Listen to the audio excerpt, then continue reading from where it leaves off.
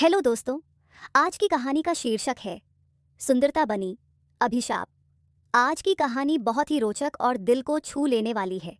ये कहानी हिमाचल के पहाड़ों की है, जहाँ एक धोबी और उसकी पत्नी धोबिन खुशी और शांति से अपना जीवन बिता रहे थे। धोबी को सभी बहुत भाग्यशाली मानते थे, क्योंकि उसकी धोबिन बहुत खूबसूरत और कामकाजी थी। साथ ही वह अपने पति से बहुत प्रेम भी करती थी। अक्सर दोनों कपड़े धोने नदी के किनारे जाते और साथ में पानी भरकर वापस आते। कई विशेष अवसरों पर जब कपड़े नहीं धोने होते थे, तो धोबिन अकेले ही पानी भरने नदी तक जाती थी।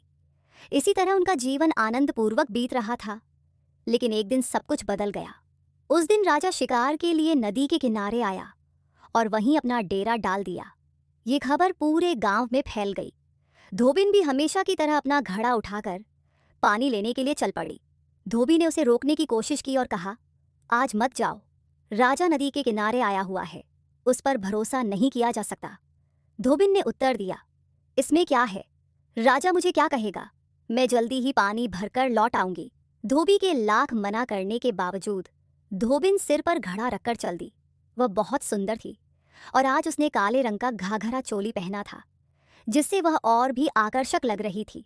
जैसे ही राजा की नज़र उस पर पड़ी, वह मंत्रमुग्ध हो गया। उसने सोचा, यह तो मेरी रानी से भी अधिक सुंदर है, ऐसी स्त्री मेरी रानी होनी चाहिए। धोबिन अपने ही ख्यालों में खोई हुई घाट की सीढ़ियां उतरने लगी। राजा ने उसकी ओर एक छोटा सा पत्थर उछाला ताकि वह उसकी ओर देखे, लेकिन धोबिन ने उसे अनदेखा कर दिया। राजा ने फिर से उसे उकसाने की कोशिश की, पर इस बार भी धोबिन ने उसकी ओर ध्यान नहीं दिया।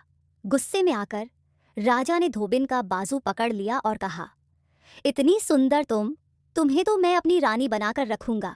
धोबिन घबराकर बोली, मेरी बाजू छोड़ दो, मैं शादीशुदा हूं। राजा हंसते हुए बोला, मुझे कोई फर्क नहीं पड़ता। धोबिन गिड़गिड़ाई, मैं नीच जाति की हूं, मुझे हाथ मत लगाओ। लेकिन राजा ने उसकी एक न सुनी। उसने जबरदस्ती धोबिन को अपनी पालकी में बिठाया और महल की ओर चल पड़ा। धोबिन चीखती चिल्लाती रही, लेकिन किसी ने उसकी मदद नहीं की। जब धोबी को पता चला कि राजा उसकी पत्नी को उठा ले गया है, तो वह रोता बिलखता रहा। उसे अपनी असहायता पर पछतावा हो रहा था। उधर राजा जब महल पहुंचा, तो उसने अपने सेवक को रानी के पास भेजकर कहा, जाओ, रानी से कहो कि स्वागत की तैयारी करे। राजा नई रानी लेकर आया है। सेवक ने जाकर रानी को यह खबर दी, जिसे सुनकर वह सन्न रह गई। लेकिन राजा की खुशी के लिए उसे स्वागत करना ही पड़ा। जब रानी ने धोबिन को देखा तो वह हैरान रह गई। इतनी सुंदर, अगर यह महल में रही तो राजा मुझ पर कभी ध्यान नहीं देगा, उसने सोचा। रानी को कोई उपाय करना था। राजा ने रानी से कहा, इसे अच्छे कपड़े पहनाओ और कुछ खाने पीने को दो। रानी धोबिन को अपने साथ ले गई। धोबिन बेचारी उसकी आज्ञा मानती रही, लेकिन उसे रानी के लिए बुरा लग रहा था। रानी के दिमाग में कुछ और ही चल रहा था। उसने अपनी दासी को बुलाकर उसके कान में कुछ कहा। दासी तुरंत चली गई और जो आदेश दिया गया था वह पूरा करके लौटी। रानी ने धोबिन से कहा, यह मिठाई मेरे मायके से आई है, बहुत स्वादिष्ट है, तुम भी इसे खाओ। धोबिन ने बिना कुछ सोचे समझे मिठाई खा ली। जैसे ही उसने मिठाई खाई, वह तुरंत वहीं गिर पड़ी और उसके प्राण निकल गए।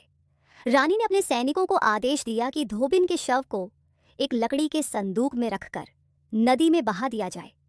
जब राजा को पता चला कि धोबिन मर गई है, तो उसने ठंडी सांस ली और कहा, चलो, कोई बात नहीं, मर गई तो मर गई। उधर बेचारा धोबी नदी के किनारे कपड़े धो रहा था और अपनी पत्नी को याद कर रो रहा था। तभी एक लकड़ी का संदूक बहता हुआ उसके पास आकर रुक गया। उसने संदूक खोला तो उसमें उसकी धोबिन थी, लेकिन अब वह इस दुनिया में नहीं थी। धोबी फूट फूट कर रोने लगा, पर अब वह कुछ नहीं कर सकता था। कई बार सुंदर होना भी एक अभिशाप बन जाता है। आपको ये कहानी कैसी लगी? ऐसी ही और कहानियों के लिए कृपया हमारे चैनल को सब्सक्राइब करें।